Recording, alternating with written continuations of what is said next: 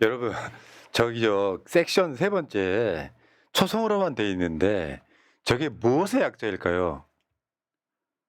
도둑놈. 정확하신 것 네. 같은데요. 근데 저 되게 좀 약간 제가 약간 떨었던 게 뭐냐면 뒤가 놈이 아닌데 아니었거든요. 이보세요. 내가 그런 의미를 갖고 있으니까 초성으로만 썼겠지. 진짜 보면 볼수록 도둑 X예요. 누구 말하는지 아실 거예요. 하나씩 보겠습니다. 이게 중요해. 특검이 윤석열 정부 시절에 184억 투자받은 김건희 측근 업체를 주목하고 있다. 저도 미리 말씀드리면 김건희 측근들 많아요. 근데 김건희 최초의 측근이기도 해요. 앞으로 이야기를 드릴 사람은 누구냐? 누구냐? 김예성입니다. 예성. 누구냐 너? 그러니까 이가 그 서울대 EMBA 2기 이게 이제 김건희 하고 저 과정에서 만나서 측근이 됐던 자고. 2012년 3월부터 2015년 3월까지 코바나 콘텐츠의 감사로도 있었더라고요. 네. 그리고 최은순의 잔고 증명서를 위조했던 자이기도 합니다. 아 당사자죠. 김혜성이가. 네. 김예성 잔고 349억 원 증명서 위조. 그러니까 이 공범들 관계에 있는 사람 중에 김건희 최초의 측근이기도 하고. 그런데 이게 얘가 회사를 하나 차린 거야. 렌터카 사업한다고. 그러면 권오수가 도이치모터스잖아요. 네. 저기 그냥 차를 그냥 한 50대인가? 50대를 그냥 시원하게 옛다 싸줬나요? 그냥. 그런 관계에 있는. 그러니까 그런데 나중에 BMW 50대 장기 임대 이렇게 해서 사업하게 도와주는데요. 윤석열이 대통령이 되고 나서 대기업과 금융기관들이 이 회사에 184억 원을 투자합니다. 아 이건 뭔가 신뢰관계가 있을 때 나올 수 있는 금액이라고 생각을 합니다. 그러니까 여러분들 있잖아요. 21g. 김건희 측근 회사라고만 알려져 있지만 전 제 생각은 김건희 지분이 있다고 생각하는 거거든요. 21g 같은 회사도 그렇죠. 나를 챙겨줘서 윤석열 총장 때 코바나 콘텐츠 전시회 때 나한테 후원해서 이걸 챙겨주는 게 아니라 21g 같은 회사는 김건희 지분이 있는 회사라고 저는 봐요. 실질적으로 김건희 거. 아니 뭐 21g 정도 되면은 김건희 거라고 볼 수는 없어도 예. 지분이 있으니까 그런 식으로 대통령실 사업 다 몰아주게 하잖아요. 근데 이 회사는 내가 봤을 때는 느낌적으로는 그래요. 김혜성 회사가 아닙니다. 김건희 회사라고 나는 봐요. 전체 구조는 다 말씀드릴 수는 없지만 그 이런 뜻에 회사들이 꽤 있는 거예요. 김예성 씨 연대법대 나오고 그러면 법대 출신의 검사들 중에 연대 출신 골라보고 봐줄 수사들 찾아보면은 뭐 실마리가 나오겠네요. 아니 그거보다는 그것도 있겠지만 이 김혜성 같은 경우에는 신한저축은행에 근무를 했기 때문에 그 잔고 증명을 할 수 있었던 쉽게 할 수 있었던 이유가 그 저축은행에 근무하면서 그 포맷을 다 알다 보니까 잔고 증명이 쉬웠다고 합니다. 그러니까 진짜 궁금해요. 잔고를 증명해서 그걸 법원에다 제출했잖아요. 네. 자신감이 있었던 건데 그건 어떤 파일로 한글로 했다고 하더라고요. 성기가 없네. 아까 그 저 184억 원에서 IMS 모빌리티나 이게 다 사실은 김혜성이 지금 명목상 대표자로 있는 회사예요. 그게 지금 저런 식으로 해가지고 대기업 금융기관에서 여러분이 있잖아요.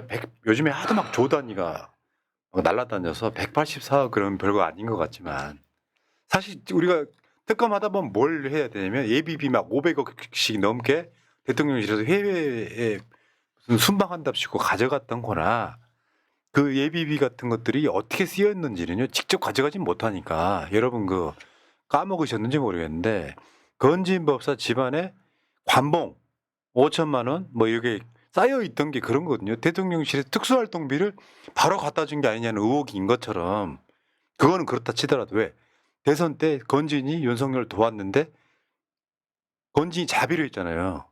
대통령실에 특수활동비 나오자마자 관봉으로 그냥 딱 갖다 주는 것처럼 그냥 얘 도둑 니은이에요. 진짜 나빠.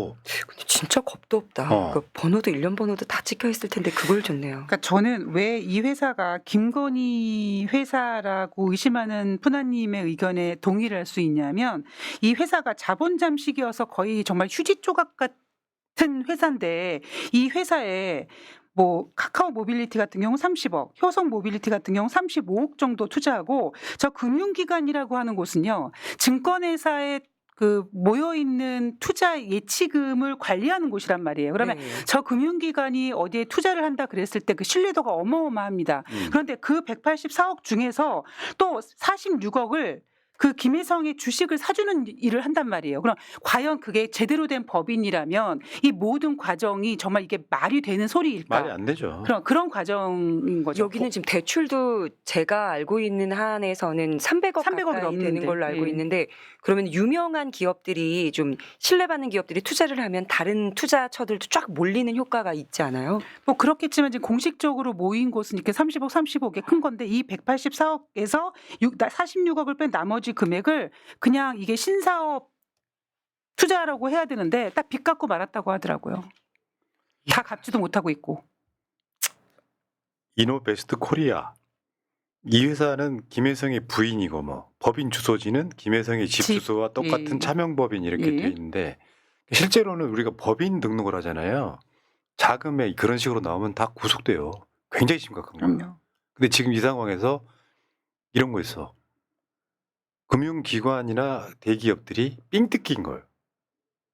대통령 부인이 갖고 있는 관심 이거 그냥 왜 그 코바나 콘텐츠 전시회에 대기업들이 후원하면서 이름 안 밝혀도 된다. 음. 포스터에 안 넣어도 된다고 똑같은 거 삥 뜯긴 거에 가까운 건데 이런 짓 했단 말이에요. 김건희가 그런 자예요. 아, 수금한 거나 마찬가지네요, 그러면. 그래서 저는 이 디귿 니은이라고 부르는 겁니다. 이거는 있을 수 없는 일이에요. 이거 한 건만으로도 소위 말하면 저 내란 세력들은 저는 아주 괴멸돼야 된다고 생각해요. 그러니까 저는 지금 생각해 보면 우리가 윤석열이 당첨된 다음에 도이치모터스 주가 조작 때문에 한참 김건희를 후벼 팠거든요. 근데 지금 김건희가 저지른 모든 만행들을 보면 도이치모터스 그 한 종목 주가 조작은 정말 일도 아니었던 거예요. 23억쯤이야. 예. 그러니까 삼부토건도 있잖아요. 주가 조작하기 전에 지배구조를 싹 바꿔요. 사전 작업을 딱 해가지고. 근데 지금 김건희랑 다 관련된 사람들이잖아요. 김건희만 빼고 야 대통령 부인 모르게 해야 돼가 아니라 윤석열까지 동원된 주가 조작 사건이었어요. 야, 거 한국 가지 말고 우크라이나로 가자 이게. 그러니까 작전을 하는 사람이 그런 심리가 있거든요. 그러니까 작전하는 사람이 정보를 막 대표이사나 뭐 주포들한테 막 잡고 하면 작전을 하다 말고 아 내가 그냥 이런 정책 같은 걸 만들어서 그냥 내가 해먹었으면 좋겠다 이런 생각을 하는 사람들이 있단 말이에요. 주식 투자하는 사람들 중에. 근데 김건희나 도이치모터스 주가 조작을 하고 뭐 우리기술 같은 것도 주가 조작을 하다가 아 뭔가 좀 하찮은 거죠. 그래서 아예 영부인이 되자마자 삼부토건 건드리고 쇼핑하듯이. 하면서 그냥 크게 건드린 거죠. 전 진짜 화가 나는 게 우크라이나 갔을 때 사실 바로 돌아올 상황이었어요, 대한민국이. 그렇죠. 그때도 예. 지금 이렇게 장마철이었기 때문에 그때 참사가 났었는데도 안 오고 거기서 만나고 지금 보니까 300억 가까이 무기도 무상되어 해서 이제 못 받을 상황이고 다 퍼줬구나. 그렇게 그리고 오늘 생각합니다. 나온 보도 중에 이런 게 있었어요. 인수위가 시작되자마자 양평 고속도로에 대한 논의가 있었다. 야, 씨. 알차게 해먹었네요. 아, 진짜 대단히 대단한 대단한. 대가리 큰 대단하다. 디귿 니은. 씨. 그리고 이런 것도 있었어. 계엄 직전에 안가 비밀이동 CCTV를 확인했다는 거거든요. 빙고. 근데 여기서 이 CCTV에 그 윤상현이 만나는 장면도 나왔어요. 윤상현이는 이제 그게 있잖아요. 이게 계엄을 하고 나서 바로 직전에 그 전에 무슨 논란이 있었냐면 명태균 게이트 논란이 한창 있었잖아요. 그리고 윤석열이 막 목소리가 공개되는 말을 해가지고 저 김영선이 좀 해줘라 그랬는데 말이 많네 당해서 이거에서 그때 당시 공관위원장이던 윤상현이를 따로 만났다는 거. 딱 긁힌 거 아닙니까? 그래서 윤상현이 자택, 지역 사무실, 국회 사무실까지 압색된 거 아니에요. 다 수사 대상이에요 지금. 그리고 이게 지금 특검이 김건희하고 김성훈이 나눈 텔레그램도 추궁했다고 하죠. 텔레그램도 포렌직이 된다는 사실이 이렇게 밝혀지네요. 성훈 씨, 부위가 영장 걱정이 많아요. 그러니까 다 막겠습니다. 작살로 다 그냥 막. 든든합니다. 아, 나 씨. 든든한 성훈 씨. 그리고 끝난 다음에 트렁크에다 풍선 넣어줄게요. 로맨티스트. 야, 진짜. 아니, 이거 뭔데 그러냐고. 다 알지만 김건희가 뭔데 그러냐고. 잘 챙겨주는 것 같아요. 전두환 10배 정도? 자, 그리고 또 하나 있습니다. 숙명여대가 교육청에 김건희 교원 자격증 취소 공모를 했다고. 이제야. 근데 아까 제가 확인해 본 결과 그 국민대 같은 경우에는 김건희가 연락을 받아가지고 지금 박사 취소를 못 하고 있다고 그런 얘기를 하고 있더라고요. 답답합니다 국민대 네. 정말. 정말 저는 이렇게 봐요. 대한민국 2025년 즈음에 대한민국은 어떤 대한민국이었나. 지금 정치하는 사람들이 김건희처럼 이런 짓 하려고 대통령 되려고 하는 사람 있어요? 우리 대통령 한번 보세요. 일하고 싶어서. 일할 권한을 갖고 싶어서. 나는 진짜 같은 나라에서 같이 숨 쉬는 게 이상할 정도예요. 공무원 돼가지고 저렇게 해먹으려고 한다고? 그게 가능하다고? 근데 지금 어제 윤상현 압수수색하고 막 김성교 수사한다고 그러니까 송원석이가 정치보복이래요. 나 저런 말 들으면 그냥 피가 거꾸로서 짧게 보여주세요. 피가 거꾸로 솟으니까 무슨 말이냐면 정치보복이라고 하는 건 윤석열이 정의했잖아. 나 검사 막 해가지고 1년 동안 쫙 압수수색하고 막 이런 거 있잖아요. 정치 보복이 뭔지 모르는구나. 정치보복은 없는 죄를 만들어가지고 이재명 대표의 수사 같은 게 정치보복이. 아니, 보복할 것도 없이 내가 이 사람한테 피해를 끼친 게 없으면 보복도 아니지. 정치 탄압이지. 근데 얘를 내란이라고 하는 전후무한 사건에 연루돼 있는 거잖아요. 왜냐하면 내란은 모든 형사 사건의 메뉴에 있거든요. 무기징역, 사형밖에 사형. 없으니까. 그런 상황에 걸려 있는 자들을 수사를 안 할 수 있냐고요.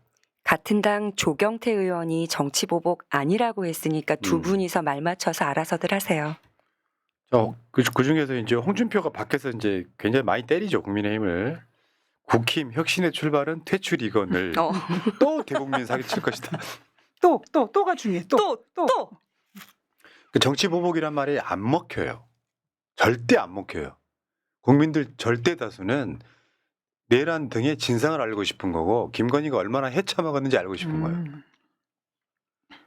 자, 정치 보복은 에이. 아유 진짜 압색 한 번 갖고 이 난리를 치기는. 그런데 우리 같은 그런 고관 여자나 이렇게 정치 보복하니까 아유 개소리하고 앉아 있다 이러지만 국민들은 지금 국민의힘이 저런 얘기하는 게 들리지도 않더라고요. 예. 자, 구자 형님, 멧돼지와 건이도 구속해서 평생을 학교밥을 먹게 해줘야 하지만 빵진숙이도 같이 가야 합니다. 했습니다. 정답 다만세님. 메모 유지 앞에서는 쩔쩔매지만 죄 없는 조민 씨 앞에서는 박박 기는 강강약약 고려대도 털어야 합니다.